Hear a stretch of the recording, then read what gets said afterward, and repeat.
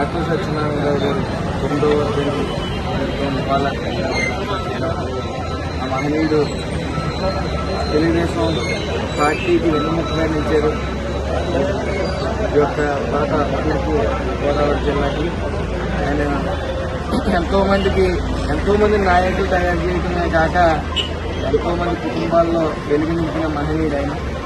ఆయన్ని స్మరించుకుంటూ ఈరోజు అందరూ కూడా పిలుపులకి అందరి వాళ్ళు కూడా ఆయన మీద గౌరవంతో అలాగే ఆయన చేసిన ఎనలేని సేవలకి అందరూ కూడా ఆయన స్మరించడం చేయడం జరిగింది.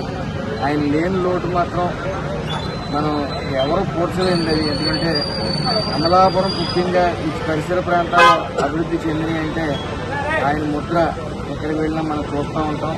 అలాగే ఆయన ఇచ్చిన కాలనీలు కానీ ఆయన ఆధ్వర్యం ఇచ్చిన కాలనీలు కానీ అలాగే ఆయన చేసిన సేవలు కానీ పార్టీకి బలంగా ఉంది. తెలుగుదేశం పార్టీ చుట్టుపక్కల ప్రాంతాల్లో అంటే కేవలం తెలుసుకోవడానికి ఆయన కృషి వల్లే.